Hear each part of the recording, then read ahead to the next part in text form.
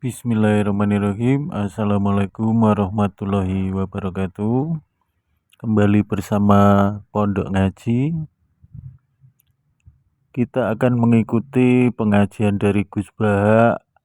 Tema kita kali ini tentang suasana lebaran, saling bermaaf-maafkan, dan diiringi dengan suasana malam takbir keliling dengan berbagai macam hiasan. Langsung saja kita akan masuk mengikuti pengajian Gus Baha.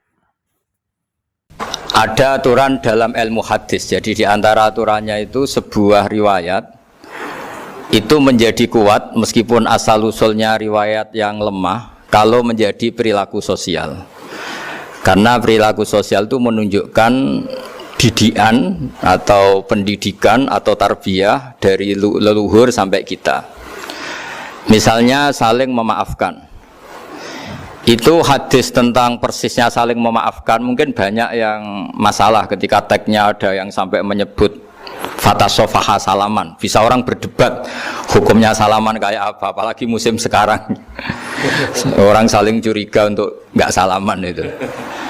Tapi apapun itu perdebatan dalam persisnya teks, jika diperkuat oleh perilaku sosial, maka hadis itu menguat menjadi baik. Saya cerita tentang hikmah syawalan sebagai amanat yang dipesankan di sini. Syawalan di Indonesia itu identik dengan minta maaf. Ya, jadi kalau id itu dari kosakata audun maknanya kembali. Setelah kita puasa 1 bulan, kita insya Allah ber-KTP surga lagi. Jadi kita tahu dulu Nabi Adam itu di surga. Beberapa anaknya juga lahir di surga. Sehingga KTP kita ini sebetulnya KTP surga. Alamat tetap kita itu surga. Karena kita di dunia agak kacau itu, agak coro Jawa, agak bedigasan itu agak kacau. Terus status itu agak-agak hilang. Semoga agak hilang betul. Nah, dengan Ramadan itu status itu dikembalikan. Makanya banyak ulama mengatakan al-aid minal audi.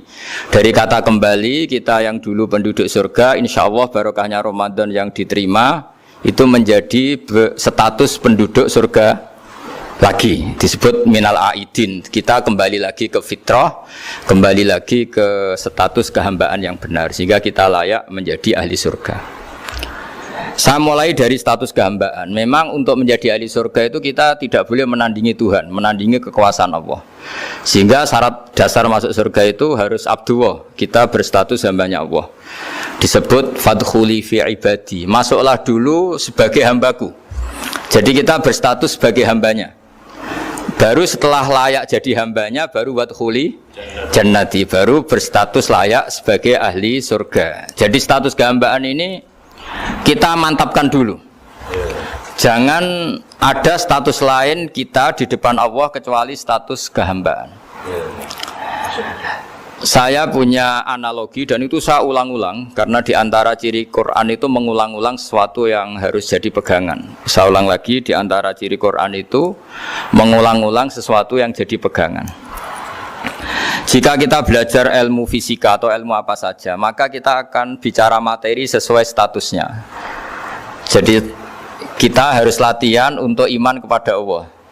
Saya tanpa mengurangi rasa hormat, saya memberi contoh begini. Ini jam, materinya dari besi. Ini kertas, materinya ya kertas. Tentu secara fisik, orang akan bilang jam ini lebih kuat timbang kertas. Dan itu pasti dibenarkan dari segi materi. Tapi kalau Anda beragama dan Anda tahu bahwa pengendali alam raya ini Allah Ta'ala, maka kamu akan bilang, terserah Gus Baha gitu. Bisa saja jam ini saya punya niat saya hancurkan, kertas yang lemah ini saya simpan. Sehingga jam tangan ini 5 menit lagi saya hancurkan sehingga benar-benar rusak. Sementara kertas ini saya simpan sampai bertahun-tahun awet. Nah, kira-kira seperti itulah ilmu manusia. Sesuatu yang kita sangka kuat, ternyata Allah punya rencana menghancurkan itu. Dan yang kita sangka lemah, ternyata Allah punya rencana untuk mengabadikan itu. Nah, di sini pentingnya iman lahu maqalidus samawati wal ard. Sedianya Allah yang mengendalikan semua. Jadi jangan mentang-mentang kita punya ilmu bahwa materi besi itu lebih kuat timbang kertas, terus kita pastikan bahwa besi lebih awet ketimbang kertas. Kita sisakan satu keyakinan, terserah Allah, terserah pengendalinya. Nah itu agama, bilang terserah pengendalinya itu agama. Ya mungkin tadi aja problem sinyal, saya ulang lagi. Ibarat saya ini megang jam tangan, yang materinya dari besi. Ini kertas yang materinya lemah. Tentu kita akan bilang bahwa jam atau besi lebih kuat ketimbang apa? Kertas. Tapi Anda salah. Anda harusnya ngomong bahwa terserah pengendalinya. Bisa saja saya punya rencana menghancurkan besi ini sehingga 5 menit lagi hancur. Dan saya ingin mengabadikan kertas ini, saya simpan di tempat yang aman.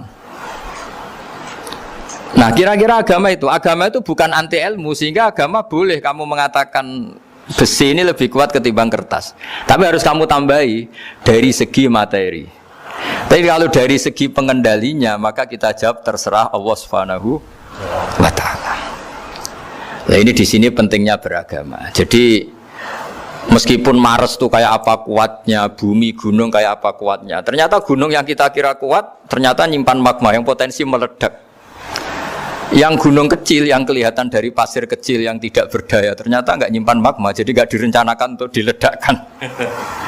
Itu, nah agama itu seperti itu yang disebut di surat Yasin misalnya Allah itu siapa? Biyadihi malakutu kulli, yang dalam kendalinya itu semuanya di alam raya ini. Sehingga di kehidupan nyata juga sama. Ada orang yang nekuni ilmu ekonomi tapi miskinnya Masya Allah. Ada yang gobloknya Masya Allah tapi kaya. Ada kiai yang punya doa banyak hidupnya biasa, yang nggak punya doa kaya. Itu saya pernah baca di sebuah hadis qudsi. Ada riwayat begini, Nabi Musa ketemu Allah ditanya, limadza kata Allah, kenapa saya memberi rezeki orang yang bodoh? Ahmak itu orang yang bodoh sekali. Kadang tak ciptakan dia jadi orang kaya, dan yang pintar ekonomi kadang tak ciptakan jadi orang miskin. Si Nabi ini tanya, kenapa ya Allah? Supaya dia tahu yang mengendalikan rezeki itu saya, bukan ilmunya dia katanya. Jadi banyak orang, misalnya kita yang pintar dipekerjakan orang yang nggak pintar, yang punya pabrik tidak pintar mengerjakan orang yang pintar. Jadi ya kira-kira agama itu seperti itu. Sehingga dalam kita beragama itu yang paling ditekankan itu tawadhu. Tawadhu itu merasa sopan atau memang sopan betul. Kalau dalam Ihya disebut, sekiranya Anda tidak bisa tawadhu secara rasa, tawadhulah secara ilmu. Saya ulang lagi ya, sekiranya Anda tidak bisa tawadhu secara rasa, tawadhulah secara apa? Ilmu. Karena ilmu itu akan abadi. Saya beri contoh begini, saya ini kan misalnya kiai di kampung saya atau di kecamatan saya. Saya mungkin bisa merasa hebat karena saya tokoh di sini. Tapi pastikan sebelum ada saya yang bernama Baha ini, agama sudah jalan. Dan di daerah lain yang nggak kenal saya juga agama sudah jalan. Betapa tidak pentingnya saya di kawasan-kawasan yang nggak butuh saya, atau di era yang sebelum ada saya. Nah dengan ilmu seperti itu orang pasti tawadhu, karena dia tahu daerah yang nggak ada saya ternyata ya ada masjid, ada agama. Periode yang sebelum ada saya juga agama jalan. Sehingga kita tidak kumo luhur, wah kalau nggak ada saya agama nggak jalan. Zaman Wali Songo tidak ada saya agama ya jalan. Ekonomi juga gitu. Kalau Anda pakar ekonomi yang mensejahterakan rakyat, cara tawadhu itu kalau nggak bisa dengan rasa, dengan ilmu. Sebelum ada kamu banyak orang kaya, banyak orang yang nggak kenal kamu juga kaya. Banyak periode yang saat itu udah ada Anda juga kaya. Berarti Anda ini tidak siapa-siapa. Makanya saya pernah didatangin seorang profesor. Ini kisah nyata. Gus, sebetulnya saya dengan bapak saya itu pinter mana? Bapak saya itu tidak tamat SD, tapi saya bisa profesor. Saya ini profesor, anak saya naik kelas saja sudah senangnya bukan main. Artinya ini orang bodoh bisa menciptakan orang pinter, yang orang pinter kesulitan menciptakan orang pinter lagi. Nah, kalau kita tidak bisa tawaduk secara rasa, tawaduklah secara ilmu. Ikhlas juga gitu, saya sering ngajarkan ikhlas di beberapa kesempatan ngaji. Kalau Anda tidak bisa ikhlas secara rasa, ikhlaslah secara ilmu, pasti bisa, bukan mungkin bisa, pasti bisa. Secara ilmu, makanya di Quran disebut fa'lam annahu la ilaha illallah. Ilmu, fa'lam itu dari kata ilmu.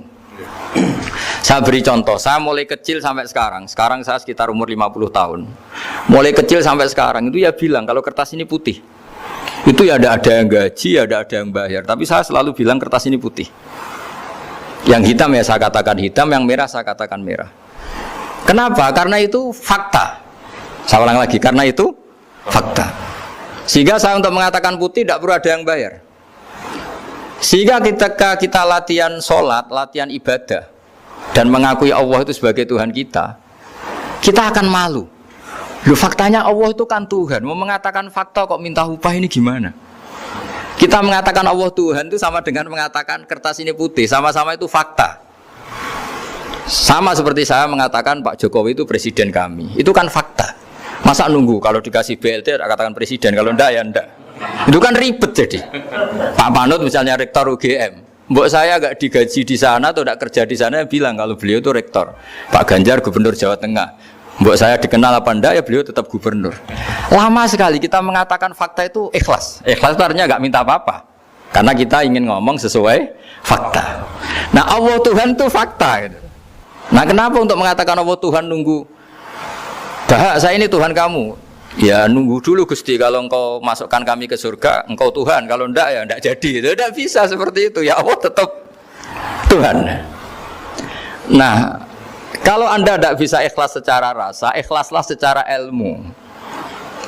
Ilmu ya tadi kita akan selalu bilang yang putih putih, yang hitam hitam. Makanya ini pentingnya ilmu. Tawaduk juga gitu. Kalau Anda ditakdir orang yang GR, yang gede rumongso, ditakdir orang yang kumo luhur, secara rasa bisa dilawan secara ilmu. Ada periode di mana sebelum ada kita yang kaya ya banyak, yang dapat hidayat ya banyak, yang terpelajar ya banyak. Ada daerah yang nggak kenal kita, nyatanya pendidikan di situ jalan, sistem sosial baik. Betapa tidak pentingnya kita. Nah, ini nanti memaksa kita atau melatih kita untuk tawaduk. Nah, dari hikmah ilmu itu kemudian kita minta maaf sama orang lain itu mudah. Karena kita sadar bahwa adanya kita ini problem. Saya sering digojlok orang-orang kaya. Orang-orang kaya itu ya kadang agak kurang ajar tapi nggak bisa dibantah.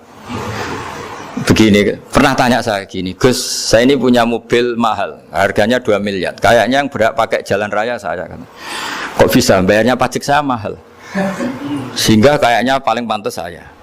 Yang naik ontel itu kan nggak bayar pajak, harusnya nggak boleh pakai jalan gitu. Terus saya bilang, babanya yang naik ontel itu pejuang, bapak kamu nggak, kata saya. Kamu nggak warisnya, kata saya. Artinya ada teori dalam kitab hikam itu kitab tasawuf dalam pesantren. Itu kebaikan saja di soal. Misalnya begini, kita ini bangga sebagai urip yang tertib, hidup yang tertib di kantor, di tempat-tempat pekerjaan. Tapi kalau itu semua terjadi, kalau ada kecelakaan di jalan itu gak ada yang nolong langsung. SAR paling efektif, tim penolong paling efektif ya orang-orang nganggur itu. Orang-orang yang di jalan-jalan, di perapatan itu kalau ada kecelakaan langsung nolong. Itu nanti ambulan itu yang kedua, ketiga, yang nolong pertama ya orang-orang yang nganggur-nganggur di jalan itu. Ada orang tersesat nolong. Maka ketika seorang sahabat tanya, ya Rasulullah, kalau engkau melarang kita jagongan di jalan, itu kita tidak bisa. Tapi kata Nabi, ya silahkan saja, tapi adu haqqat thoriq, hak kamu di jalan itu datangkan. Apa itu? Ya kamu bisa amar ma'ruf nahi mungkar. Coba kalau di terminal, di tempat publik banyak orang yang soleh, itu nanti copet ya sungkan. Yang mau jambret ya sungkan, karena yang di situ orang-orang soleh. Nanti yang nggak sholat juga sungkan, karena yang di situ banyak yang sholat. Jadi kenyamanan orang pergi jauh di tempat-tempat sepi itu ya barokahnya orang-orang nganggur terus ngaji, wah nengkono masih rame, ada orang yang di perapatan, di pertigaan. Bayangkan kalau ini orang-orang soleh, pasti itu nyaman karena wilayah publik dihuni orang-orang yang soleh. Tapi orang pasti bilang itu nggak tertib. Kita inginnya hidup ya tertib di kantor atau yang suka di masjid, di masjid. Tapi kalau itu terjadi, itu nggak ada tim SAR gratis yang setiap saat kalau ada orang kecelakaan nolong. Makanya dalam makalah hikam itu paling masyhur diantaranya itu manusia itu siapa? Manusia itu mangkanat mahasinuhu masawiya, fakih falatakun masawihi masawiya. Manusia itu orang yang saat baik saja ada salahnya, apalagi pas salah. Jadi kalau kamu punya toko lagi laris dan saat laris itu Anda ngerumat keluarga Anda melakukan kebaikan pada keluarga Anda, pasti ada toko lain yang termahjubkan, yang tersingkirkan. Makanya saya pernah diskusi sama kiai besar, guyonan sama saya. Kita kalau kiai besar sebaiknya kalau diundang di musala kecil datang apa enggak? Kata kiai yang satu, jangan datang Gus, itu jatahnya kiai kecil. Terus kata yang satu, datang Gus sebagai bukti tawaduk bahwa kita kiai besar pun mau diundang yang kecil. Akhirnya kita ini ya kadang datang kadang enggak, karena kadang kita enggak datang supaya jatah rezeki kiai kecil enggak terambil. Kadang ya mau datang supaya dikira tawaduk. Makanya kalau seorang profesor sering turba di bawah itu ya kasihan yang S1, SPDI itu kan nanti enggak jadi bintang kalau profesornya sering turun. Kalah terus gitu loh. Jadi kadang-kadang itu orang itu harus berpikir secara ilmu, jangan rasa terus. Jadi itu ilmu. Jadi semua yang kebaikan yang kita lakukan itu secara ilmiah bisa diperdebatkan. Ada orang senang ngomong serius supaya bangsa ini maju. Tapi bapak saya itu pesan saya, kamu kalau ngiyai itu jangan sering ngomong serius kan. Masyarakat sudah capek mikir utang, mikir keluarga. Udah gitu sowan kiai dijak ngomong serius lagi nanti capek kan. Sehingga kiai-kiai dulu itu kalau ketemu orang ya guyon terus. Karena tahu masyarakat sudah capek. Sudah banyak yang takut tanggal kredit gitu. Sudah takut tanggal kredit, takut problem sowan kiai diancam neraka lagi, itu kan ketakutan berkali-kali. Jadi makanya ini kan kebaikan itu dievaluasi karena kita tidak nabi, tidak wali. Jadi kalau kata hikam itu apa yang Anda kira baik itu ada masalah. Apalagi sedang masalah. Saya sering cerita ada orang suami istri harmonis sekali. Itu tanyakan ibunya, pasti mulai gak peduli dengan ibunya karena terlalu harmonis dengan istri. Oh itu pasti bukan mungkin lagi. Jadi jangan tanya istrinya, tanya ibunya. Oh jok nikah lupa saya, ngalor ngidul sama istrinya. Tanyakan temannya, wah itu jok nikah lupa temennya. Tapi yang baik sama teman, tanyakan istrinya, jatah belanja untuk ngopi. Ya begitu terus itu. Jadi siklus sosial itu. Nah, di sini pentingnya saling minta maaf karena dalam kebaikan kita pasti ada kesalahan. Ketika karir kita baik di pemerintahan maupun di kampus, pasti dengan sendirinya ada yang agak tersingkirkan.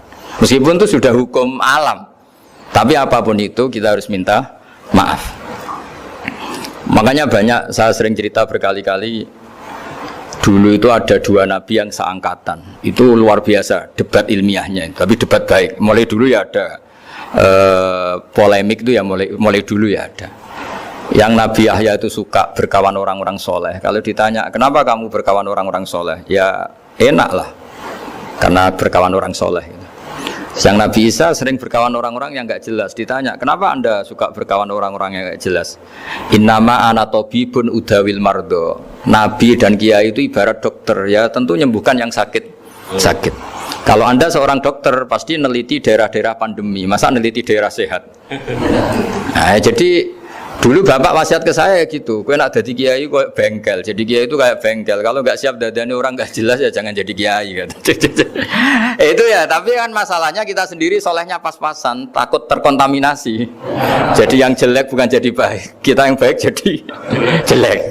Nah itu kan mulai dulu ya polemik sejauh mana kita punya kekuatan untuk tidak terpengaruh yang negatif. Yang negatif terpengaruh kita menjadi positif. Jadi ini cerita-cerita sawalan bahwa dalam kebaikan kita itu ada kesalahan. Maka kita tetap istighfar, tetap saling minta maaf. Dulu bapak saya kalau diceritain ada seorang kiai sampai sepuh jadi imam masjid, istiqomah sekali. Dulu bapak saya itu guyu. Ya istiqomah, tapi wong liya terus ra iso dadi kader. Jadi calon-calon kiai ini sudah putus asa karena nggak pernah punya kesempatan jadi imam. Jadi di balik istiqomah itu ya ada memahjubkan orang lain. Makanya alhamdulillah di Indonesia itu ada pegawai pensiun. Kalau enggak habis itu. Karena yang anyar-anyar itu mesti ini kurang pengalaman, ini kurang senior. Tapi barokahnya ada pensiun kan gantian. Tapi masalahnya di dunia kiai itu udah ada pensiun. Tambah sepuh tambah mantap, tambah sepuh tambah mantap. Nah itu sebaiknya ya mulai mundur-mundur sedikit dari imam masjid itu. Ya nyari-nyari yang lain lah supaya ada kaderisasi, ada. Jadi intinya itu di balik kebaikan yang kita lakukan pun itu ada masalah sehingga kita butuh istighfar.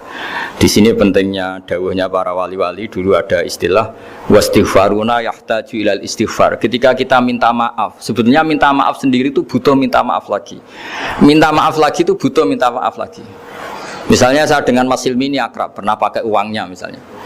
Itu kadang kita bayar itu malah tersinggung, kok kayak orang lain saja bayar. Minta maaf juga gitu. Kalau kamu punya teman akrab terus minta maaf resmi itu tersinggung. Kayak wong liya ae jaluk sepuro. Jadi kadang jaluk sepuro itu malah masalah. Itu kan sama, kamu punya teman akrab terus kalau mau main assalamualaikum, saged masuk napa boten? Angsal boten. Boleh enggak main? Itu mesti teman kamu tersinggung. Kok kayak orang lain saja. Artinya ketika Anda merasa benar karena protokoler ketika masuk ke teman, ternyata itu salah. Teman kamu maunya enggak protokoler karena sudah akrab. Tapi ketika kita merasa akrab, ternyata selonang-selonang dianggap problem, kita tidak pernah tahu. Nah di sini kata ulama-ulama, minta ampun itu kebutuhan manusia, karena dalam kebaikan kita pasti ada kesalahan. Makanya disebut wastighfaruna yahtaju ilal istighfar. Kita selalu diajari Rabbana dzalamna anfusana, ya Allah, kita ini selalu mendolimi diri kita sendiri. Jadi saat kita baik pun ada unsur kesalahan. Yaitu tadi, kalau Anda jadi orang pasti ada yang termahjubkan. Kalau Anda kiai besar atau profesor atau pejabat turun ke bawah, ya kalau gubernur turun terus ya bupati gak jadi bintang kan. Kalau saya kiai besar misalnya turun terus ya kiai kampung itu ya kasihan. Saya pernah diundang Manakipan tidak datang itu kiai kecil bilang matur nuwun Gus gak teko. Aduh iwake gak untuk saya katanya. Barokahnya saya ada. Itu lucu ya, matur nuwun betul. Matur nuwun Gus jenengan gak dugi jadi. Akhirnya jatah besarnya untuk saya. Nah, tapi yang punya rumah komplain. Gus tak udang ora tau teko PP aku wong cilik. Aduh. Nah ini saya harus mendahulukan versi Sohibul Bait yang punya rumah apa versi kiai yang termahjubkan. Artinya pilihan apapun saya harus istighfar karena ada saja unsur salahnya. Ya makanya ini kan, makanya ya saya minta UGM juga saya sering undang saya terus, nanti dikira karena kampus besar Gus Bak mau juga keliru lagi. Kalau 1-2 kali mungkin boleh, kalau keseringan ya gak boleh, nanti itu dikira saya maunya hanya sama kampus besar, padahal saya sama RT ya sering datang juga. Nah ini yang terakhir saya bacakan teks otoritatif sebagaimana janji saya.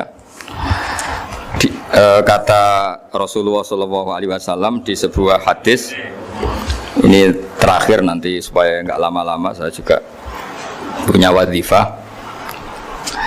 Ada orang itu punya hutang itu ya hutang, memang hutang. Singkat cerita orang itu tidak bisa bayar sampai akhirat. Dan aturannya Allah, orang yang punya hutang tidak bisa bayar ini harus diaudit, harus diselesaikan di akhirat. Kalau tidak bisa diselesaikan di dunia, diselesaikan di akhirat. Walhasil akhirnya di akhirat itu ditagih dan tidak mampu bayar. Karena di akhirat sudah tidak ada kredit, tidak ada ATM, tidak ada apa saja. Terus kata Allah, solusinya kebaikan kamu dikasihkan yang ngutangi. Ternyata kebaikan dia tidak cukup juga. Bayarnya apa? Kejelekan yang ngutangin dikasihkan yang utang. Kayak apa celakanya? Kebetulan yang ngutangi salahnya banyak, ini kan repot. Tapi Allah itu tidak suka kalau ada orang mukmin yang satu saudara kemudian masuk neraka karena saudaranya ini. Kata Allah, jika ini masuk neraka berarti disebabkan komplain atau ketidakikhlasan temannya yang mukmin. Masa orang mukmin menyebabkan mukmin yang lain masuk neraka? Allah tidak ingin.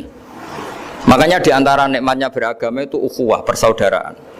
Baik persaudaraan atas nama iman atau atas nama kebangsaan atau atas nama kemanusiaan. Akhirnya si yang ngutangi ini tadi, jangan dibahasakan kreditur, nanti kita kayak bank, yang ngutangin lah nanti. Ya bahasa gampangnya yang ngutangin, karena tidak semua orang ngutangnya sama bank. Sama Allah ditunjukkan satu surga yang luar biasa. Nanti tak baca teks Arabnya ya supaya dapat berkahnya bahasa Arab. Terus saking mewahnya surga itu si yang ngutangin tanya, ya Allah itu untuk nabi siapa? Karena semewah itu pasti untuk kelas nabi. Atau untuk wali siapa? Katanya, terus kata Allah, sabda Allah, untuk siapapun yang mampu membeli. Lalu siapa yang bisa membeli surga semewah itu? Kamu bisa. Terus dengan apa ya Allah? Kamu mengampuni teman kamu itu, kamu bebaskan dari utangnya. Nanti tak kasih surga itu. Terus akhirnya sama Allah, kata orang itu, ya Allah saya bebaskan. Ya sudah, kamu berdua masuk surga. Karena Allah tidak ingin ada kasus aneh. Dua orang mukmin ini kan bersaudara. Masa bersaudara kemudian yang satu menjadi penyebab masuknya neraka karena ini tidak mau memaafkan. Artinya kalau kita syawalan itu harus benar-benar mau memaafkan, karena kalau tidak Anda menjadi penyebab teman kamu masuk neraka. Jadi kita janganlah jadi orang mukmin yang menjadi problem bagi saudara kita. Jadi makanya saya itu berharap ada wali utang saya terus tidak bisa bayar, karena ini masih dibela-belain Allah ini. Karena Allah nggak ikhlas kalau ada walinya masuk neraka. Jadi kalau ada wali utang kamu, itu utangin saja, doain nggak bisa nyaur, no? Nggak bisa bayar. Nanti ini akan dibela-belain Allah di akhirat. Karena wali ini nggak pantas masuk neraka. Ya, jadi kalau ada wali utang kamu mau bayar, sudah Anda tidak usah bayar, nanti di akhirat saja. Gitu. Lah yang ribet kalau yang kamu utangin dia ahli neraka, kamu nagihnya disuruh masuk neraka. Nah, itu ribet itu. Sudah utang dia ahli neraka. Ya tak baca teksnya supaya ini ada di kitab Ihya halaman 197 juz 2. Status hadisnya waqala sahihul isnad, kata Imam Hakim, hadis ini sahihul isnad. Saya baca Arabnya nanti insyaallah sebagian ya supaya kelihatan teks aslinya di bab hukukul muslim. Bainama Rasulullah sallallahu alaihi wasallam jalisun izdhika hatta badat sanayahu. Nabi ketika santai-santai duduk tahu-tahu tertawa sampai gigi depannya itu kelihatan. Jadi tertawa sangat sampai gigi depannya kelihatan. Yang notabene beliau sering hanya senyum, kali ini tertawa betul sampai gigi depannya kelihatan. Faqala Umar radhiyallahu anhu, ya Rasulullah bi abi anta wa ummi malladhi adhakaka. Apa yang bikin kau sampai tertawa seperti itu? Qala rajulani min ummati jasaya baina yaday rabbil izzah. Dua lelaki dari umatku sama-sama sungkeman nuntut keadilan di depan Allah. Jasaya itu sungkem, duduk bersimpuh itu kalau dalam bahasa Arab itu namanya jasiyah. Faqala ahaduhuma ya rabbi khudli madlamati min hadza. Faqala wa rudda ala akhika madlamata. Qala ya rabbi lam yabqali min hasanati syai'un. Faqala wa ta'ala li talib kaifa tasna'u bi akhika wa lam yabqalahu min hasanati syai'un. Faqala ya rabbi falyahmil anni min auzari. Kalau kebaikannya dia tidak cukup, ya salah saya supaya dilimpahkan ke dia. Terus summa fadat aina Rasulillah sallallahu alaihi wasallam bil buka. Nabi di tengah-tengah cerita itu nangis. Senangis-nangisnya karena habis senang lalu nangis karena ini kan kebaikannya sudah dikasihkan habis, enggak cukup. Akhirnya kejelekan yang ngutangin ini diberikan. Makanya kalau kamu ingin masuk surga, utangi orang-orang soleh sebanyak-banyaknya dan doain nggak bisa apa? Nyaur. Tapi tak jamin orang soleh itu nggak suka utang karena hidupnya sederhana gitu. Kayaknya saya tidak akan utang Mas Ilmi itu. Karena orang soleh itu hidupnya sederhana, pasti tidak butuh. Kalaupun utang paling ya untuk makan, kan gampang nyaurnya apa? Terus kata Rasulullah, faqala inna dzalika layaumun azimun yauma yahtadun nasu fihi ila ayuhmala anhum min auzarihim. Terus fayaqulu wa ta'ala lil mutadzallim irfa basarak. Coba kamu lihat yang di sana itu ada apa? Fanzur fil jinan, coba surga itu kamu lihat. Faqala ya rabbi ara madaina min fiddatin wa kusuran min dhahabin mukallalatan bil lu'lu'. Saya melihat surga yang begitu mewah, semuanya bertatahkan intan, semuanya materinya dari emas, bertatahkan intan. Lalu li ayyi nabiyyin hadza? Itu untuk nabi siapa? Terus awli ayyi siddiqin awli ayyi syahidin. Terus qala Allah hadza liman a'tas saman. Itu untuk siapa saja yang mampu beli. Qal ya rabbi wa may yamliku dzalik? Siapa mampu beli surga semewah itu? Kata Allah, anta tamliku, kamu bisa. Qal bima ya Rabbi, dengan apa? Qal bi afwika an akhika. Cukup kamu memaafkan saudara. Jadi kalau maafkan tidak pakai uang itu kurang seru. Yang seru itu punya teman utang 1 juta dimaafkan. Jadi memaafkan paling seru itu maafkan apa? Utang. Kalau maafkan sama-sama salah miso apa itu enteng itu. Ini yang seru itu teman punya utang 1 juta kamu itu seru itu. Dan nanti aja di akhirat itu, nanti itu ada di akhirat itu. Ya nanti notanya di bawah kalau gitu. Ya, bi afwika anakhika. Jadi surga semewah itu maharnya atau harganya cukup memaafkan saudara kamu. Terus qala ya Rabbi qad afautu anhu. Sudah Gusti, sudah sekarang saya maafkan. Fayaqulu wa ta'ala khud bi yadi akhika fa'adkhilhul jannah. Ya sudah, sekarang kamu berdua sama-sama masuk surga. Karena ini orang soleh, enggak pantas masuk neraka. Yang punya utang ini enggak pantas masuk neraka. Nah ini yang ribet kalau yang utang ya ahli neraka, yang utangi ahli neraka. Ngapain debat utang, wong kamu sudah ahli neraka. Hanya tanpa kasus utang pun sudah jatah neraka. Ini ribet kalau ketemu orang-orang yang jatahnya ada di surga. Cuma qala sallallahu alaihi wasallam, ittaqullaha wa aslihu dzata bainikum fa innallaha ta'ala yuslihu bainal mu'minin yaumal qiyamah. Jadi di antara proyek besar Allah itu menjadikan orang mukmin itu bersaudara dan saling memaafkan. Itu sampai akhirat proyek itu masih dilakukan Allah. Maka ketika di dunia kayak sawalan ini usahakan saling memaafkan karena keinginan Allah sampai akhirat pun seorang mukmin itu saling memaafkan. Ya, jadi ini sebagai penghormatan saya pada teman-teman alumni UGM, juga semua muhibbin, semua yang memanfaatkan ngaji ini, bahwa kita harus berjiwa besar untuk saling memaafkan. Itu hadis tentang persisnya saling memaafkan. Mungkin banyak yang masalah ketika tagnya ada yang sampai menyebut fatasofaha salaman. Bisa orang berdebat hukumnya salaman kayak apa, apalagi musim sekarang. Orang saling curiga untuk nggak salaman itu. Tapi apapun itu perdebatan dalam persisnya tag, jika diperkuat oleh perilaku sosial, maka hadis itu menguat menjadi baik. Saya cerita tentang hikmah syawalan sebagai amanat yang dipesankan di sini. Syawalan di Indonesia itu identik dengan minta maaf. Ya, jadi kalau id itu dari kosakata audun maknanya kembali. Setelah kita puasa 1 bulan, kita insya Allah ber-KTP surga lagi.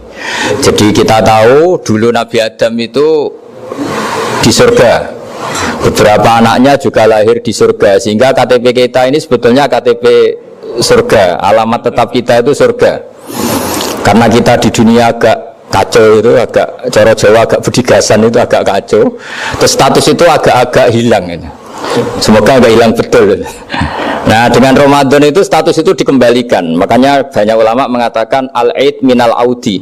Dari kata kembali, kita yang dulu penduduk surga, insya Allah barokahnya Ramadan yang diterima itu menjadi status penduduk surga lagi, disebut minal aidin. Kita kembali lagi ke fitrah, kembali lagi ke status kehambaan yang benar, sehingga kita layak menjadi ahli surga.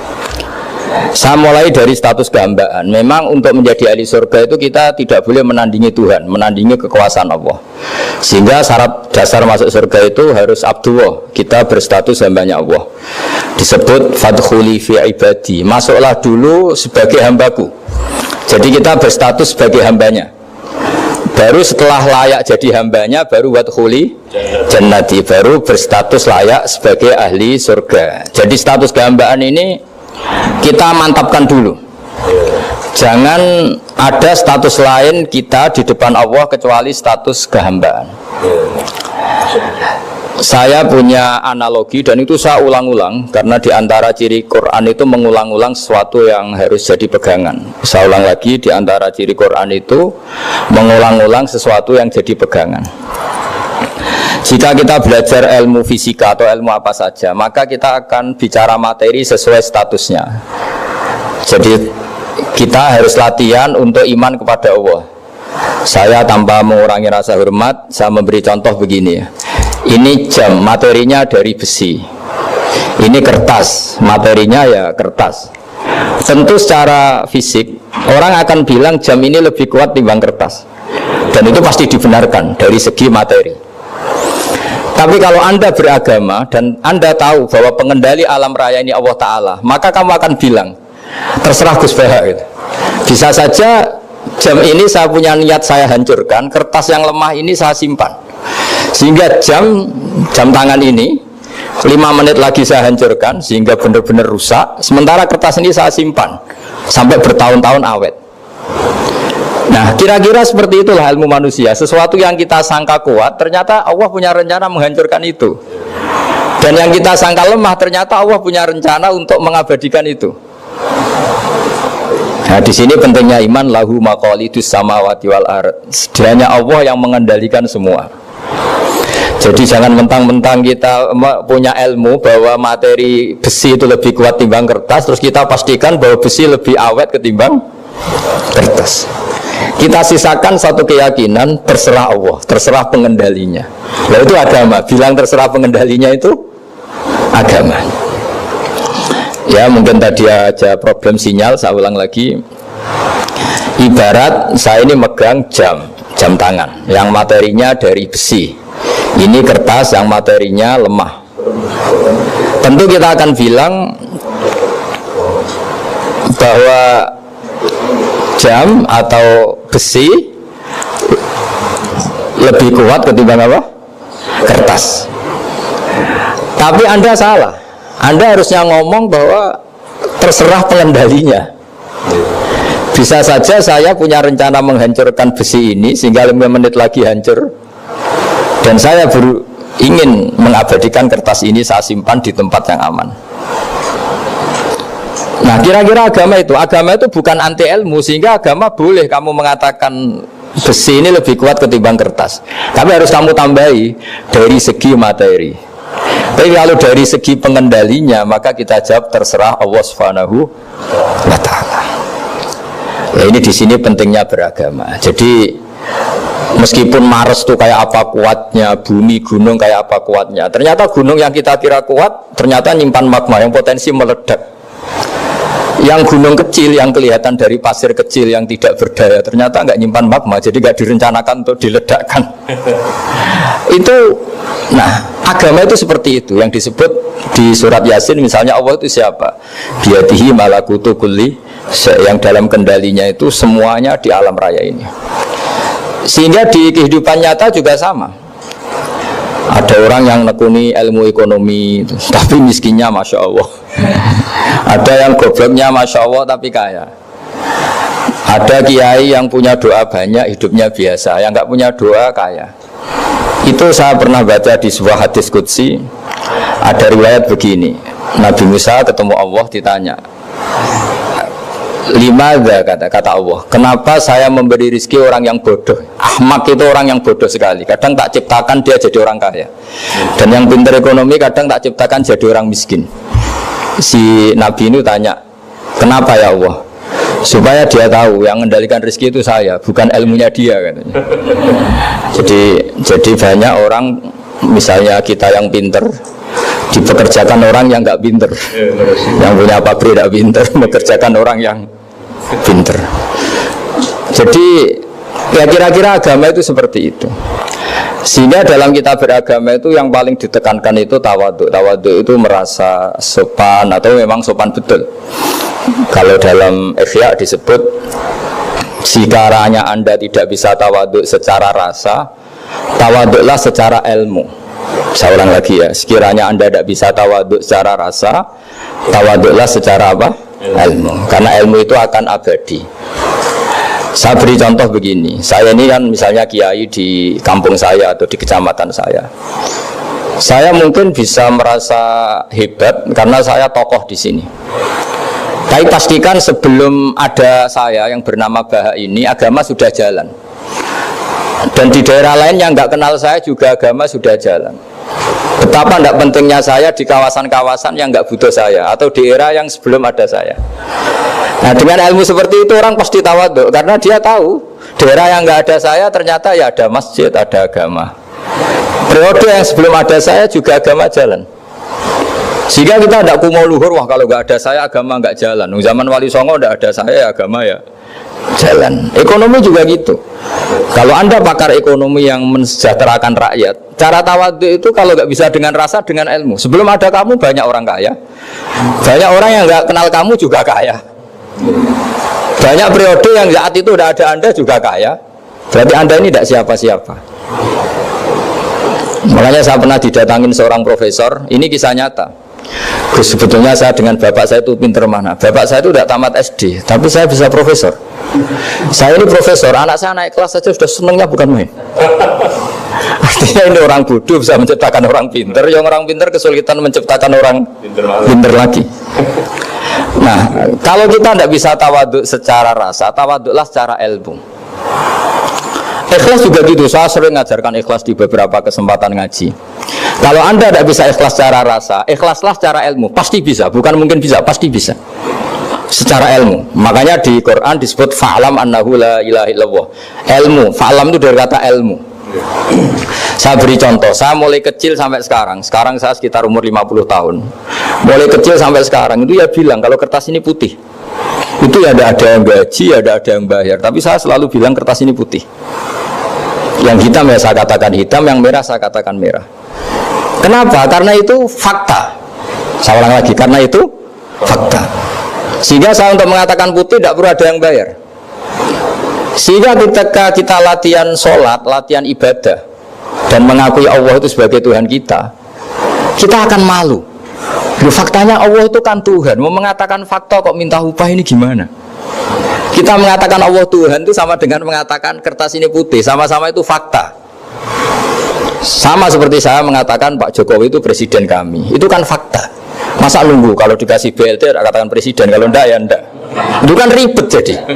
Pak Panut misalnya rektor UGM, mbok saya enggak digaji di sana atau enggak kerja di sana, bilang kalau beliau itu rektor.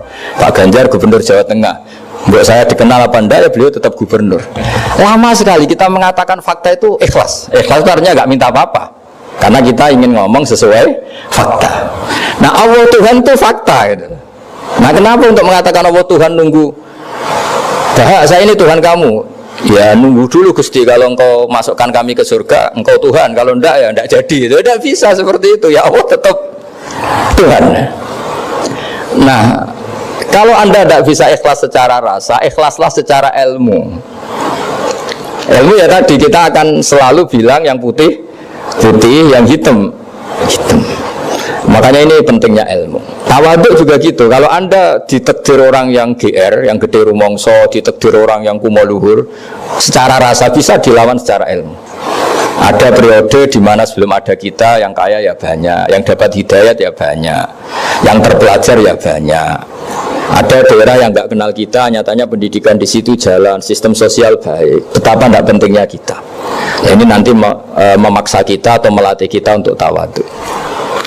Nah dari hikmah ilmu itu kemudian kita minta maaf sama orang lain itu mudah, karena kita sadar bahwa adanya kita ini problem.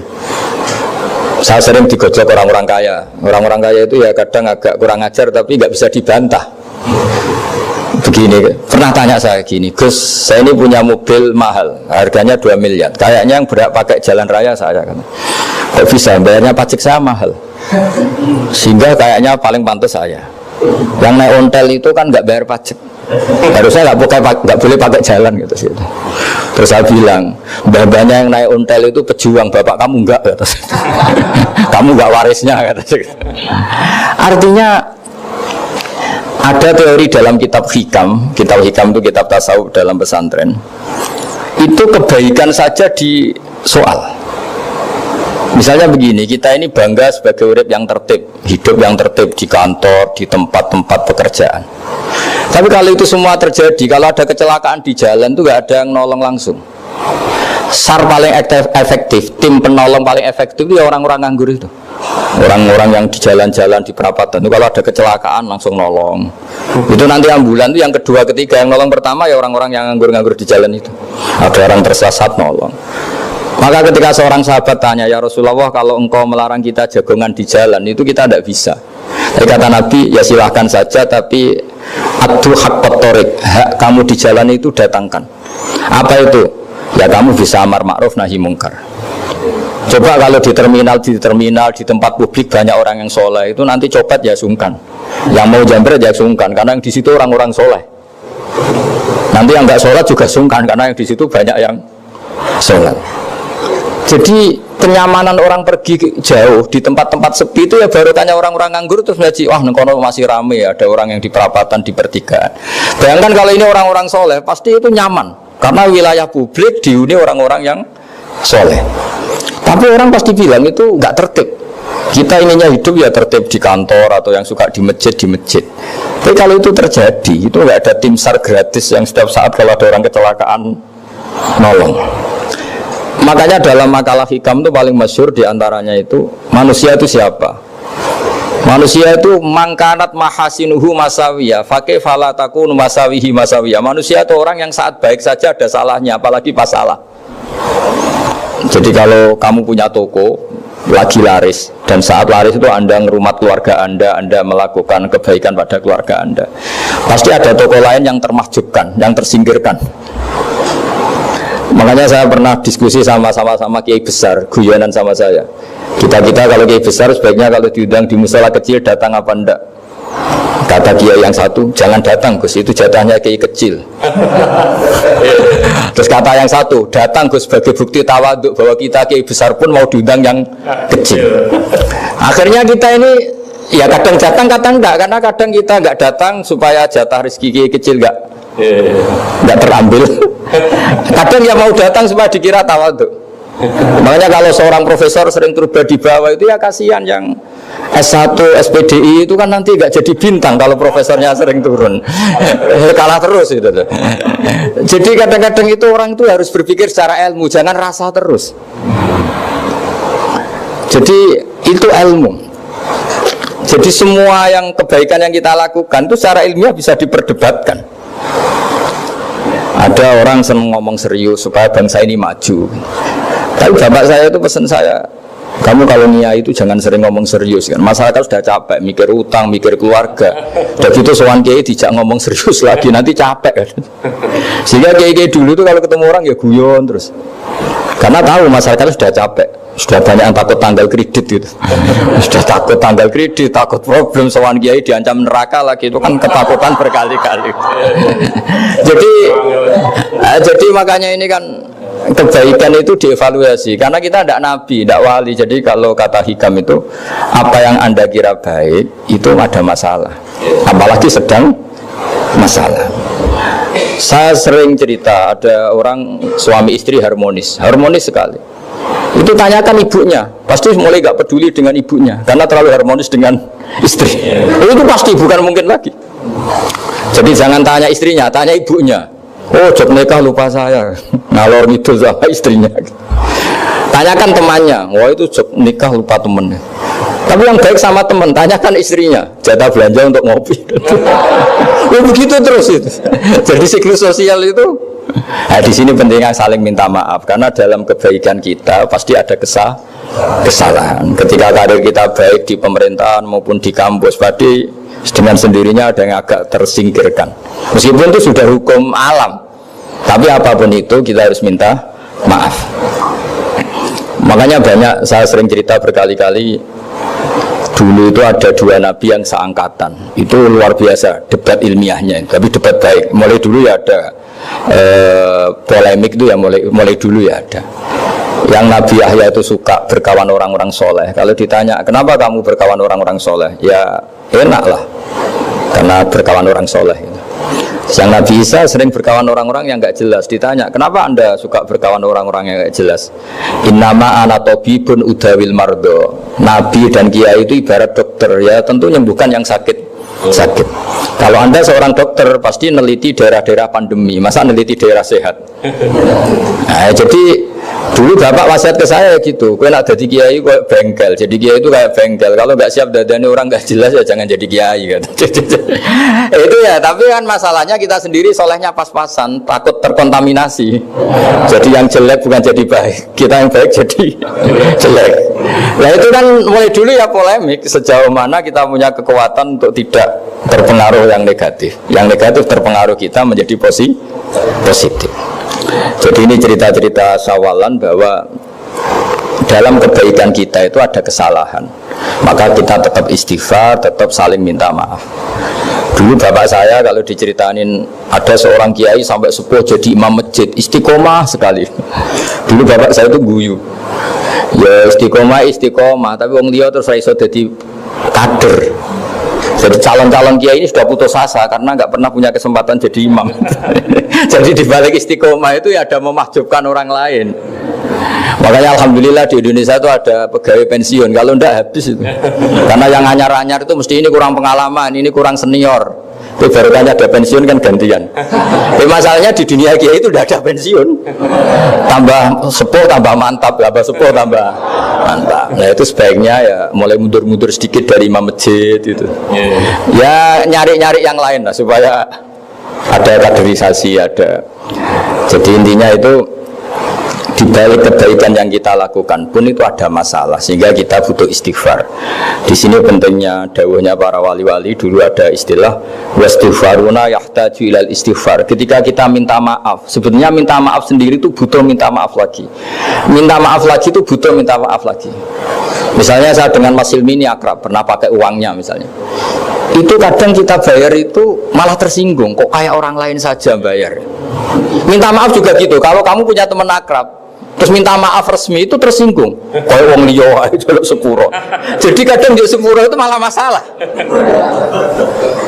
Itu kan sama, kamu punya teman akrab terus kalau mau main assalamualaikum sakit masuk nopo boten angsal boten boleh nggak main, itu mesti teman kamu tersinggung, kok kayak orang lain saja. Artinya ketika Anda merasa benar karena protokoler ketika masuk ke teman, ternyata itu salah. Teman kamu maunya nggak protokoler karena sudah akrab. Tapi ketika kita merasa akrab, ternyata sulon dianggap problem, kita tidak pernah tahu. Nah di sini kata ulama-ulama, minta ampun itu kebutuhan manusia, karena dalam kebaikan kita pasti ada kesalahan. Makanya disebut wastighfaruna yahtaju ilal istighfar. Kita selalu diajari Rabbana dzalamna anfusana, ya Allah kita ini selalu mendolimi diri kita sendiri. Jadi saat kita baik pun ada unsur kesalahan. Jadi tadi kalau Anda jadi orang pasti ada yang termahjubkan. Kalau Anda kiai besar atau profesor atau pejabat turun ke bawah, ya kalau gubernur turun terus ya bupati gak jadi bintang kan. Kalau saya kiai besar misalnya turun terus ya kiai kampung itu ya kasihan. Saya pernah diundang Marakipan tidak datang itu kiai kecil bilang matur nuwun Gus gak teko atau iwake gak untuk saya katanya. Barokahnya saya ada itu lucu ya, matur nuwun betul. Matur nuwun Gus jenengan gak dugi jadi. Akhirnya jatah besarnya untuk saya gitu. Nah, tapi yang punya rumah komplain, Gus tak udah ngeratau teko PP aku wong cilik. Aduh. Nah ini saya harus mendahulukan versi Soibul Bait yang punya rumah apa versi kiai yang termahjubkan. Artinya pilihan apapun saya harus istighfar karena ada saja unsur salahnya. Ya makanya ini kan, makanya ya saya minta UGM juga saya sering undang saya terus, nanti dikira karena kampus besar Gus Bak mau juga keliru lagi. Kalau 1-2 kali mungkin boleh, kalau keseringan ya nggak boleh, nanti itu dikira saya maunya hanya sama kampus besar, padahal saya sama RT ya sering datang juga. Nah ini yang terakhir saya bacakan teks otoritatif sebagaimana janji saya. Kata Rasulullah SAW di sebuah hadis, ini terakhir nanti supaya nggak lama-lama saya juga punya wadifah. Ada orang itu punya hutang itu ya hutang, memang hutang. Singkat cerita orang itu tidak bisa bayar sampai akhirat. Dan aturannya Allah, orang yang punya hutang tidak bisa bayar ini harus diaudit, harus diselesaikan di akhirat. Kalau tidak bisa diselesaikan di dunia, diselesaikan di akhirat. Walhasil akhirnya di akhirat itu ditagih dan tidak mampu bayar. Karena di akhirat sudah tidak ada kredit, tidak ada ATM, tidak ada apa saja. Terus kata Allah, solusinya kebaikan kamu dikasihkan yang ngutangi. Ternyata kebaikan dia tidak cukup juga. Bayarnya apa? Kejelekan yang ngutangin dikasihkan yang utang. Kayak apa celakanya? Kebetulan yang ngutangi salahnya buahnya, ini kan repot. Tapi Allah itu tidak suka kalau ada orang mukmin yang satu saudara kemudian masuk neraka karena saudaranya ini. Kata Allah, jika ini masuk neraka berarti disebabkan komplain atau ketidakikhlasan temannya yang mukmin. Masa orang mukmin menyebabkan mukmin yang lain masuk neraka? Allah tidak ingin. Makanya diantara nikmatnya beragama itu ukhuwah, persaudaraan. Baik persaudaraan atas nama iman atau atas nama kebangsaan atau atas nama kemanusiaan. Akhirnya si yang ngutangi ini tadi, jangan dibahasakan kreditur, nanti kita kayak bank, pokoknya yang ngutangin lah nanti. Ya bahasa gampangnya yang ngutangin, karena tidak semua orang ngutangnya sama bank. Sama Allah ditunjukkan satu surga yang luar biasa. Nanti tak baca teks Arabnya ya supaya dapat berkahnya bahasa Arab. Terus saking mewahnya surga itu, si yang ngutangin tanya, ya Allah itu untuk nabi siapa? Karena semewah itu pasti untuk kelas nabi. Atau untuk wali siapa? Katanya, terus kata Allah, sabda Allah, untuk siapapun yang mampu membeli. Lalu siapa yang bisa membeli surga semewah itu? Kamu bisa. Terus dengan apa ya Allah? Kamu mengampuni teman kamu itu, kamu bebaskan dari utangnya. Nanti tak kasih surga itu. Terus akhirnya sama Allah, kata orang itu, ya Allah saya bebaskan. Ya sudah, kamu berdua masuk surga. Karena Allah tidak ingin ada kasus aneh. Dua orang mukmin ini kan bersaudara. Masa bersaudara kemudian yang satu menjadi penyebab masuknya neraka karena ini tidak mau memaafkan. Artinya kalau kita syawalan itu harus benar-benar mau memaafkan, karena kalau tidak Anda menjadi penyebab teman kamu masuk neraka. Jadi kita janganlah jadi orang mukmin yang menjadi problem bagi saudara kita. Jadi makanya saya itu berharap ada wali utang saya terus tidak bisa bayar, karena ini masih dibela-belain Allah ini. Karena Allah nggak ikhlas kalau ada walinya masuk neraka.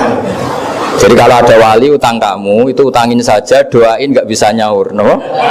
Nggak bisa bayar. Nanti ini akan dibela-belain Allah di akhirat. Karena wali ini nggak pantas masuk neraka. Ya, jadi kalau ada wali utang kamu mau bayar, sudah Anda tidak usah bayar, nanti di akhirat saja gitu. Yang ribet kalau yang kamu utangin dia ahli neraka, kamu nagihnya disuruh masuk neraka. Nah, itu ribet itu. Sudah utang dia ahli neraka. Ya, tak baca teksnya supaya ini ada di kitab Ihya halaman 197 juz 2. Status hadisnya waqala sahihul isnad, kata Imam Hakim, hadis ini sahihul isnad. Saya baca Arabnya nanti insyaallah sebagian ya supaya kelihatan teks aslinya di bab hukukul muslim. Nama Rasulullah sallallahu alaihi wasallam jalisun izdhika hatta badat sanayahu. Nabi ketika santai-santai duduk tahu-tahu tertawa sampai gigi depannya itu kelihatan. Jadi tertawa sangat sampai gigi depannya kelihatan. Yang notabene beliau sering hanya senyum, kali ini tertawa betul sampai gigi depannya kelihatan. Faqala Umar radhiyallahu anhu, ya Rasulullah bi abi anta wa ummi mal ladzi adhakaka. Apa yang bikin kau sampai tertawa seperti itu? Qala rajulani min ummati jasaya baina yaday rabbil izzah. Dua lelaki dari umatku sama-sama sungkeman nuntut keadilan di depan Allah. Jasaya itu sungkem, duduk bersimpuh itu kalau dalam bahasa Arab itu namanya jasiyah gitu. Faqala ahaduhuma ya rabbi khudli madlamati min hadza. Faqala wa rudda ala akhika madlamata. Qala ya rabbi lam yabqali min hasanati syai'un. Faqala wa ta'ala li talib kaifa tasna'u bi akhika wa lam yabqalahu min hasanati syai'un. Faqala ya rabbi falyahmil anni min auzari. Kalau kebaikannya dia tidak cukup, ya salah saya supaya dilimpahkan ke dia. Terus summa fadat aina Rasulullah sallallahu alaihi wasallam bil buka. Nabi di tengah-tengah cerita itu nangis. Senangis-nangisnya karena habis senang lalu nangis karena ini kan kebaikannya sudah dikasihkan habis tidak cukup. Akhirnya kejelekan yang ngutangin ini diberikan. Makanya kalau kamu ingin masuk surga, utangi orang-orang soleh sebanyak-banyaknya dan doain nggak bisa apa? Nyaur. Tapi tak jamin orang soleh itu nggak suka utang karena hidupnya sederhana gitu. Kayaknya saya tidak akan utang Mas Ilmi gitu. Karena orang soleh itu hidupnya sederhana, pasti tidak butuh. Kalaupun utang paling ya untuk makan, kan gampang nyaurnya apa? Terus Nah, terus kata Rasulullah, faqala inna dzalika yaumun azimun yauma yahtadun nasu fihi ila yuhmala anhum min auzarihim.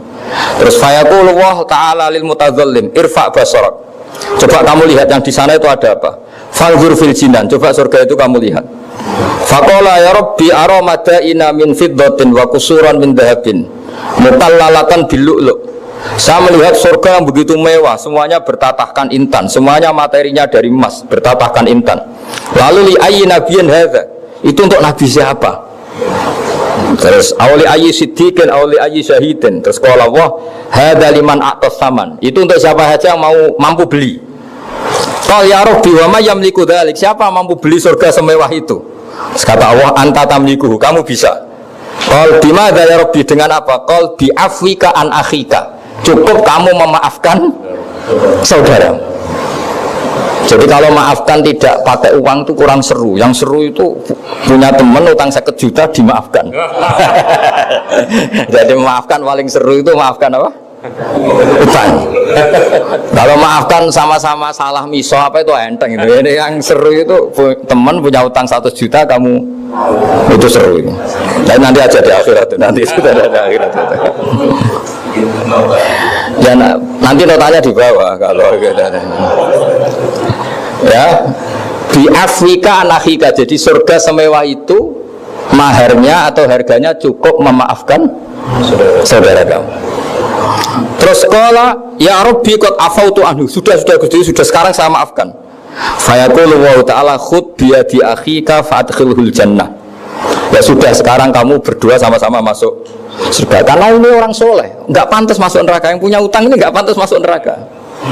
Nah, ini yang ribet kalau yang utang ya ahli neraka, yang utang ya ahli neraka. Ngapain debat utang? Wong kamu sudah ahli neraka. Hanya tanpa kasus utang pun sudah jatah neraka. Ini ribet kalau ketemu orang-orang yang jatahnya ada di surga. Cuma qala sallallahu alaihi wasallam, ittaqullaha wa aslihu dzata bainikum fa innallaha ta'ala yuslihu bainal mu'minin yaumal qiyamah. Jadi di antara proyek besar Allah itu menjadikan orang mukmin itu bersaudara dan saling memaafkan. Itu sampai akhirat proyek itu masih dilakukan Allah. Maka ketika di dunia kayak sawalan ini usahakan saling memaafkan, karena keinginan Allah sampai akhirat pun seorang mukmin itu saling memaafkan. Kula niku lami sangat di pikiran niki dan ini pasti benar. Sing darani salat iku nglakoni salat. Ya sing darani salat iki nglakoni no. Salat. Kados kula mulai takbir ngantos salam niku jenenge napa? Salat. Kemudian kita ini hidup di dunia nyata. Misalnya kena ramangan itu ora iso salat. Ku awak lemes iku ngadeg ora iso apa meneh napa? Salat. Sehingga ada wasail wong kon mangan ben kuat salat. Kemudian ada wasail lagi, misalnya gini, ini pengono tenan. Nabi Ibrahim itu nabi yang luar biasa. Beliau Khalilur Rahman. Dia tahu kalau fisik manusia itu kalau tidak makan itu tidak bisa sholat. Sehingga beliau itu ngerayu pangeran, ya Allah Rabbana liyuqimus sholat faj'al afidatam minan nasi tahwi ilaihim warzuqhum minas samarat. Gusti, tiang-tiang Mekah, utai pecinta Mekah atau siapa saja yang Islam, ini ku paringi kelar mangan. Kena kelar mangan itu ben kelar sholat. Sehingga para ulama juga mengkiaskan, misalnya begini, kalau kita tidak punya otoritas politik, maka sholat dilarang. Sehingga kita juga menjaga otoritas politik supaya sholat itu gak dilarang. Caranya gimana? Misalnya gini, saya ini buruh di pabrik milik Cina yang non muslim. Gara-gara saya buruh dilarang apa? Sholat, karena mengganggu jam kerja.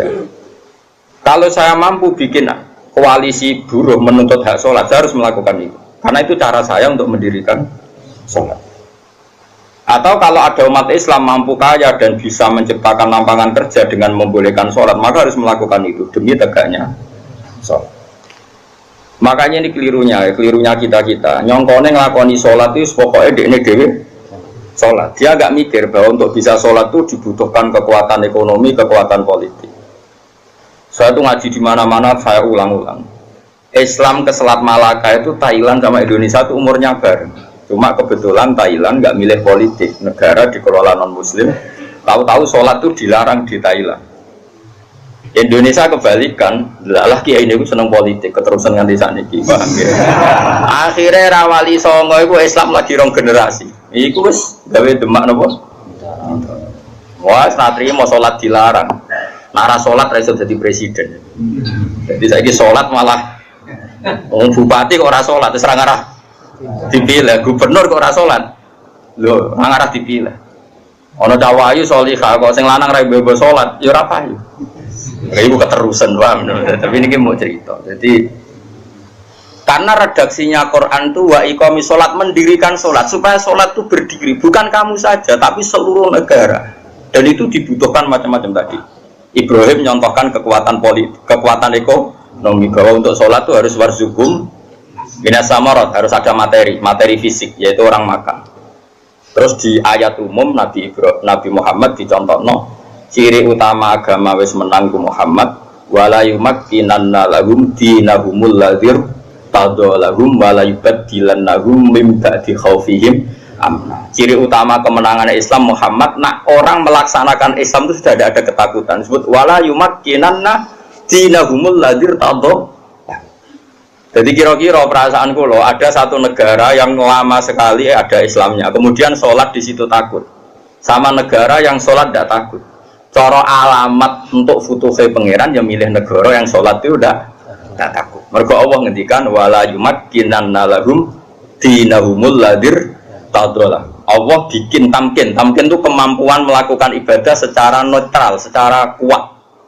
Terus wala yubaddilannahum min ba'di khaufihim amna, dan mereka melakukan ibadah itu merasa aman, tidak merasa takut. Kayak dulu sahabat sholat itu sembunyi-sembunyi. Pada Fathhi Mekah, sholat terang.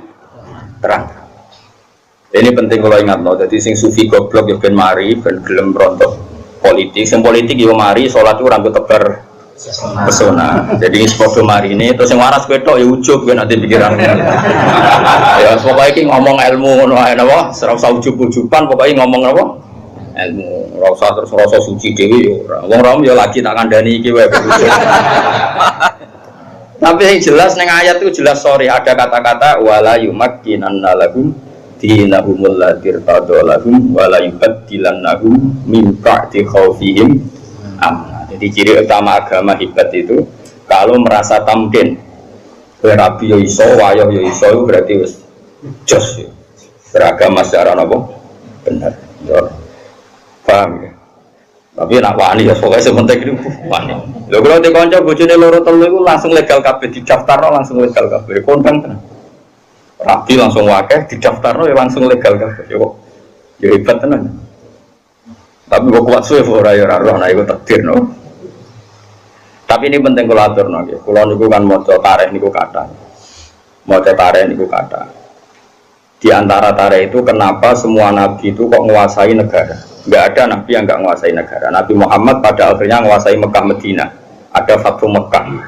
Karena dengan menguasai ini berarti sholat ibadah menang. Sholat ibadah menang. Kalau enggak ya dilarang. Dulu orang sholat di Masjid Haram itu dilarang. Dulu orang Islam sholat di mana-mana dilarang. Sampai Islam kuat, terus berani terang-terangan sholat fasda gimana Dumar. Di Indonesia sekarang luar biasa. Malah pejabat yang enggak sholat itu dijeng wong.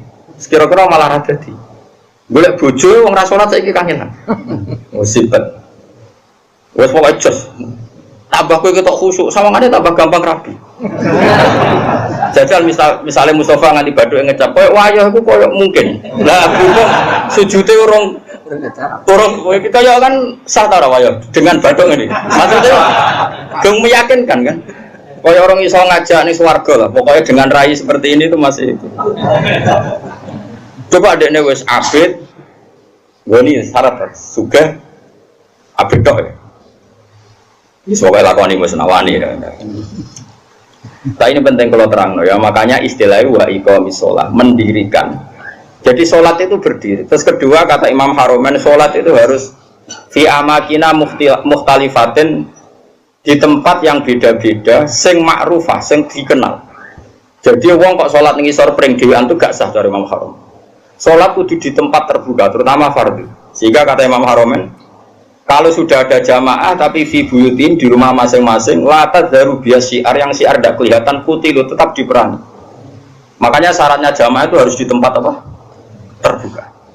Karena ini butuh syiar, butuh show bahwa Islam ya demi sholat, bukan sholat demi Islam. Jadi kita bela-belani kelar mangan ya ben kelar sholat, menguasai politik ya ben sholat tidak dilarang. Kita menguasai publik biar publik terinspirasi oleh hukum Islam rupanya apa? Sholat. Sehingga kata Imam Haromen, kue sholat jamaah, maksudnya orang sah makili fardu kifayah, nak sekedar sah ya mungkin sah. Tapi jeko talahumul imam. Dan Imam Haromen mensyaratkan fi amakina mukhtalifah, di tempat yang beda-beda. Jadi kalau kampung itu besar, di tengah desa harus ada jamaah, di pojok-pojok yang biasa digoni gerduwo itu juga harus ada jamaah. Lo pernah lo di dekat kampung saya itu, jamaah itu satu, semuanya di masjid. Saya bilang jangan semuanya di masjid. Itu yang pojok desa itu ada gerduwo. Aku kan gak musola di situ, dibikin. Yo gerduwonya mirip tenang. Ini penting saya utarakan karena tadi malaikat itu kan di semua bumi Allah itu akan nangis kalau ada bumi yang nggak dipakai sholat, nggak dipakai sujud. Karena malaikat ini menstatuskan bumi itu mahal sujud.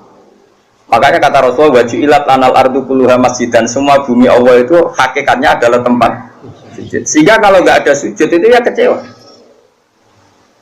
Bumi ini kecewa sekali kan. Makanya harus fi amakina mukhtalifah, tempatnya harus beda-beda di mana-mana. Supaya syiar. Kalau jamaah tetap di rumah, kota lahumul imam, harus boleh diperangi oleh imam. Terus ketiga, ini penting kalau terangkan masalah iqamati sholat. Sholat itu pentingnya jamaah, itu sing keliru, itu melok bener. Sing mardut melok makbul. Karena tidak mungkin kan wong 40 rawali kabeh. Aku ya mungkin sewa ya rawali kabeh.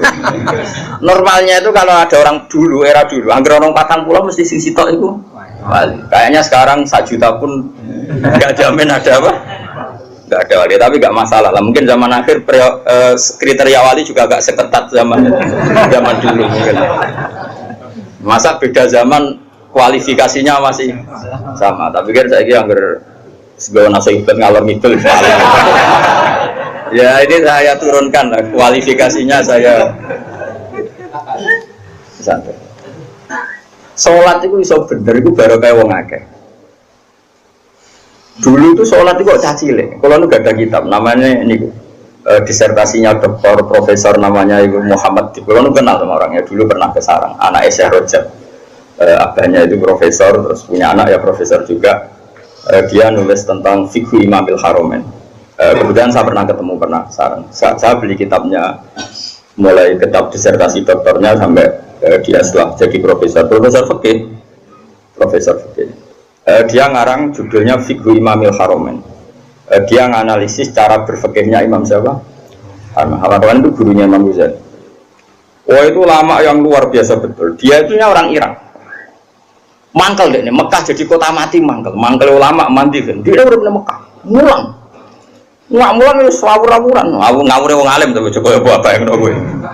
Maksudnya ngawur itu panjang bahasa Arabe tenanan itu ismam itu budek itu ora peduli. Mulane tak terjemah ngawur, ora koyo ngawur ora ono biasa. Ya bahasa Arabe tenanan ismam pun mau budek dari kata apa? Sumun, enggak mau tahu. Mulang di Mekah. Ini dasar wong keramat. Mulang sing ngaji wae, sing kuwedeng yo akeh. Mulang ndek jalan. Bareng Mekah wis ruame ilmu pindah nang Madinah. Gak terima dek Madinah mati ilmu. Lalu digelar imam nopo Haromen. Semenjak itu Mekah Madinah itu ada geliat fikih. Mereka digerakkan oleh imam siapa? Wah nak ngondikan wis kuwasa repot jadi Haromen kuwasa repot. Makanya Imam Ghazali di Ihya sering keras karena didikan guru. Wah karena jadi Imam Haromen ngamuan wong. Yaitu beliau termasuk yang fatwa jamaah itu tidak cukup fi makanin wahid, kudu fi amkinatin mukhtalifah, di beberapa tempat yang beda-beda karena semua ardua nggak boleh dipisahkan dari sujud. Sehingga terus dia untuk gelar nopo imam nopo Haromen. Kalau ada kitab sekitar berapa jilid ya, ada 8 jilid atau 9 jilid yang kitab karangan beliau namanya Nihayatul Matlab fi Dirayatil Madhab.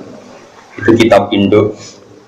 Jadi Imam Ghazali alim gitu itu karena barokahnya dididik Imam siapa? Haromen. Haromen itu luar biasa.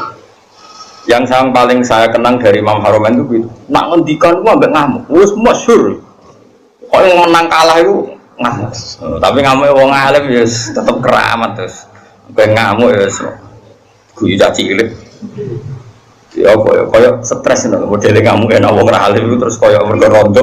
Tapi nek ngamuk wong alim itu duwe napa? Haid. Terus dia menulis faedahnya sholat. Jadi perjuangannya Rasulullah kayak begitu sampai jihad, sampai perang supaya sholat itu tegak. Makanya dimulai Nabi Ibrahim kita anak beliau Nabi betul ngendikannya Robbana liyuqimus sholat supaya mereka melakukan sholat. Cobalah karena mereka manusia kasih uang, kasih makan karena mereka kalau nggak makan nggak kuat. Robbana liyuqimus sholat. Saya bela-belain mendoakan penduduk Mekah punya uang itu supaya liyuqimus berarti pas sholat maksudah tujuan kita makan adalah ben kelar. Sekarang kan enggak. Ayo sholat sih ben mangane enak. Berarti mangane ku tujuan, sholatnya ku lan. Bagus innalillahi wa inna ilaihi raji'un. Wala kena buka Ramadan. Niku cara aku hampir mangan sih. Aja sok khusuk ora usah mangan. Ben mangan sih ben sholatnya tenang. Ayo sholat sih ben bukane tenang. Berarti kowe bela-belani mangan, sholatnya mau lantaran. Usum di kene kowe. Ora ada ora wali-wali. Tak delok raine iku durung wali, mergo iku cek salah. Tapi nanti kualifikasinya diturunkan jadi wali supaya gampang jadi apa? Terus keempat begini masalah sholat. Kalau gak ada kitab Fathul Bari saranya Bukhari. Itu nabi-nabi saking senengnya sholat. Kata Rasulullah, wa ra'aitu Musa tahtal kasibil ahmar wa huwa qa'imun yusolli ala qabri. Saya melihat Musa pertama ketemu, dia masih di kuburan di tahtal kasibil ahmar. Ada gundukan merah dekat Yerusalem, itu sekitar berapa ya? Sekitar 6 kilo atau berapa. Karena kalau di tag hadis, saya ulang lagi ya, di tag apa? Hadis Nabi Musa itu sebenarnya mau mati itu di T, mau wafat itu di T. T itu ya dengan Masjid Haram masih 20 kilo atau berapa, masih jauh. Terus beliau kata Nabi Musa, Nabi itu unik semua. Ya Allah, matikan saya romyatan bihajarin ila ardil muqaddasah. Saya inginnya mati banyak selemparan batu karena dulu gak ada kiloan, gak ada meteran, ukurannya romyatan bihajarin, sekuat orang melempar batu, ya sedekat itu saya mati. Ya kira-kira berapa? Orang melempar batu itu paling berapa kilo? Kira-kira gak buanter, wong Arab loh, ojo wong Arab wis bar mangan, ojo. Hah? Nak waktunya cilik tak gede. Nak waktunya gede, nak jam matematika juga. Gak kira, 100 meter par kan? Hah?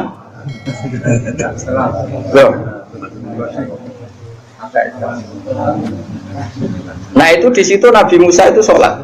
Kalau nanti teng makomnya Nabi Musa, makom itu tempat beliau sholat dulu.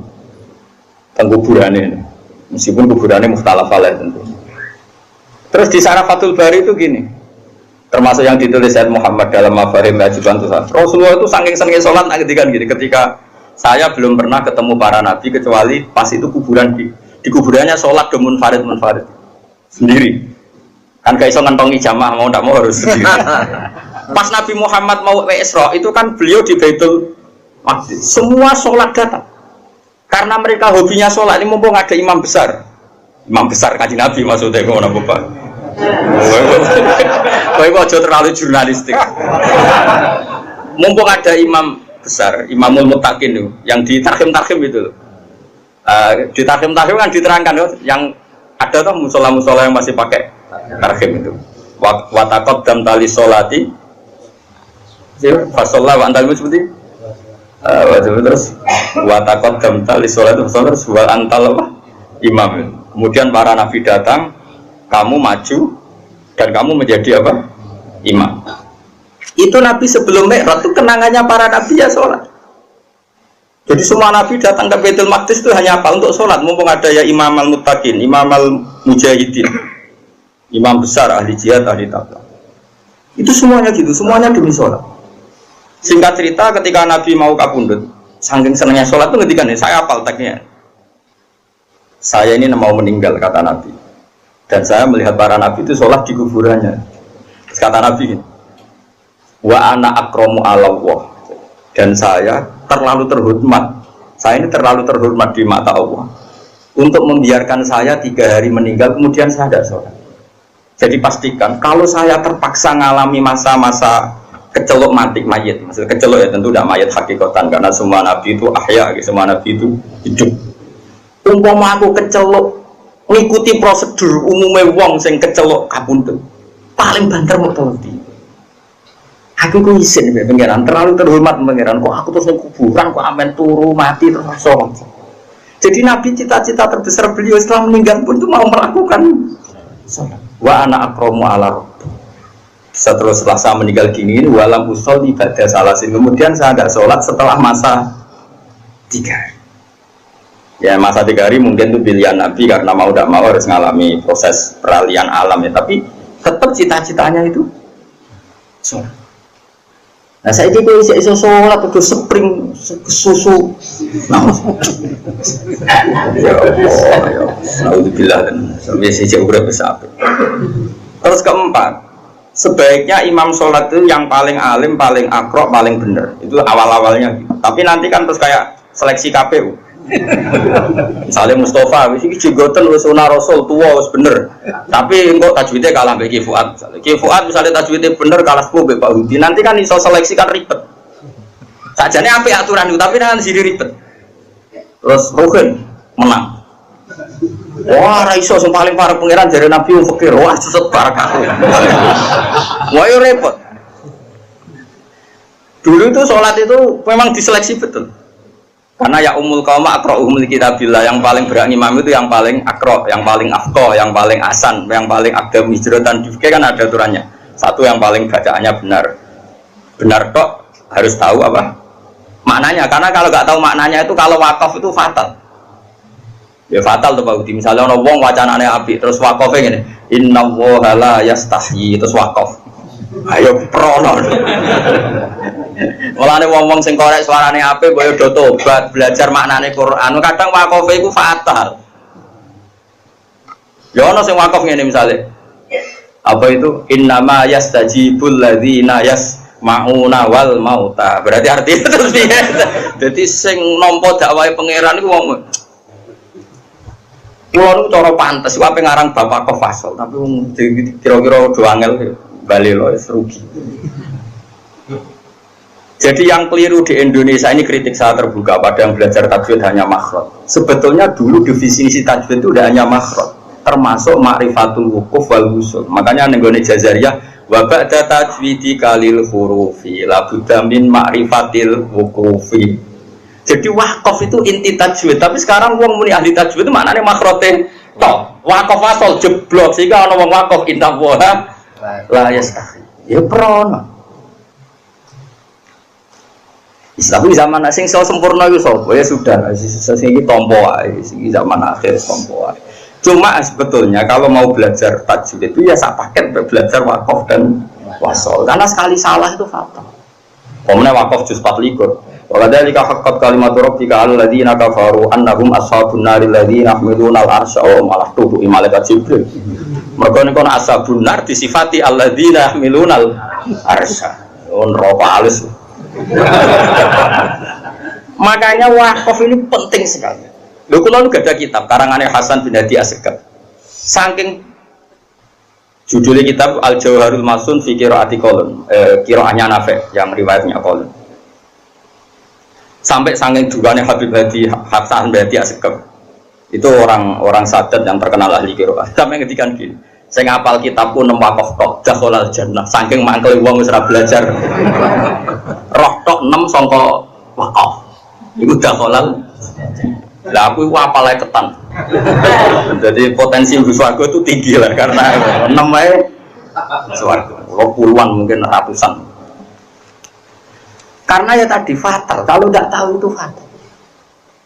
Ya tapi piye zaman akhir ki ape wong ora sempurna. Ya sudah enggak apa-apa sudah kita seperti ini kita terima saja. Semenjak wong padha buletes untungnya Nabi ngendikan ra ikut tok. Sallu khalfa kulli barrin wa fajirin. Sallu khalfa man qala la ilaha illallah. Semuanya itu serata seleksi. Ane kula nu salat teng putih-putih makmum guling-gilingan nak imam ora usah diseleksi. Pokoke KPU ae. Dadi kula wis anggar ana wong imam ya. Hingga detik ini kula sering makmum. Kalau sampai kapan-kapan nak tua ini mami kapan-kapan, tapi saat ini sementara makmum wiling-wilingan nak sholat itu sesuatu yang baik, bahkan ketika diimami orang yang kurang baik. Masyhur itu kan, ketika ketika Siti Rasman dikepung oleh orang-orang Khawarij, semuanya itu fusak, terus sholat didirikan. Ketika sholat didirikan karena orang soleh-soleh itu dikepung, diimami mubtadi, orang yang sangat berdua, sangat berdua. Bahkan orang yang imam ini termasuk orang yang menghendaki Husain terbunuh, Said Utsman terbunuh. Orang-orang baik di dalam gedung, termasuk Sayyidina Utsman, Said Hasan bin Ali, terus ada Abu Hurairah, ada beberapa itu di gedung. Demikian telah kita ikuti bersama ceramah pengajian dari Gus Bah di momen Lebaran di tahun 2024 ini. Semoga menjadi berkah barokah bagi kita semua. Amin amin ya rabbal alamin. Sampai jumpa di pengajian selanjutnya. Wassalamualaikum warahmatullahi wabarakatuh.